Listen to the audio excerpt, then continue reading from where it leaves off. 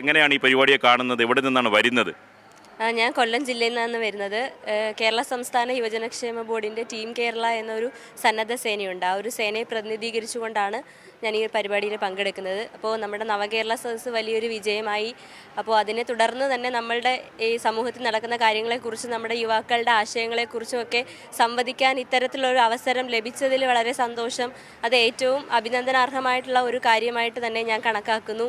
ഇന്നിവിടെ വരാൻ കഴിഞ്ഞതിലും ഇതിൽ പങ്കെടുക്കാൻ കഴിഞ്ഞതിലും വളരെയധികം സന്തോഷം തോന്നുന്നു. ഈ നമ്മുടെ വിവിധ മേഖലയിലുള്ള ജനങ്ങളുമായി, അതായത് കഴിഞ്ഞ ഞായറാഴ്ച ആരംഭിച്ച് 3-ാം തീയതി വരെ തുടരുന്നൊരു പരിപാടിയാണ് മുഖ്യമന്ത്രി ഇത് സംഘടിപ്പിക്കുന്നത്. ഉദ്ദേശം കേരളത്തിൻ്റെ പൊതുവികസനത്തിന്, ഭാവി കേരളത്തെ സൃഷ്ടിക്കുന്നതിന്, പുനർനിർമ്മിക്കുന്നതിനൊക്കെ തന്നെ എല്ലാ മേഖലയിലുള്ളവരുടെ അഭിപ്രായം തേടുക എന്നുള്ളതാണ്.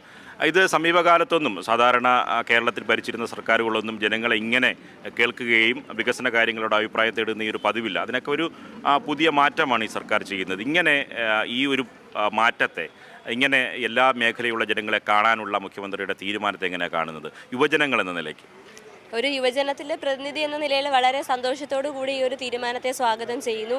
ഇതിലൂടെ തന്നെ നമ്മുടെ സമൂഹത്തിലെ എല്ലാ മേഖലകളിലെയും യുവജനങ്ങളുടെ സ്പന്ദനങ്ങളും അതുപോലെ തന്നെ അവർക്ക് ആവശ്യമുള്ള എന്തൊക്കെ കാര്യങ്ങളാണ് എന്നുള്ളതിനെക്കുറിച്ചും അവരുടെ ആശയങ്ങളും കൃത്യമായിട്ട് അറിയാൻ പറ്റുന്നു. അത് നവകേരള നിർമ്മിതിക്ക് വളരെ വലിയൊരു സംഭാവന ചെയ്യുന്നതായിരിക്കും.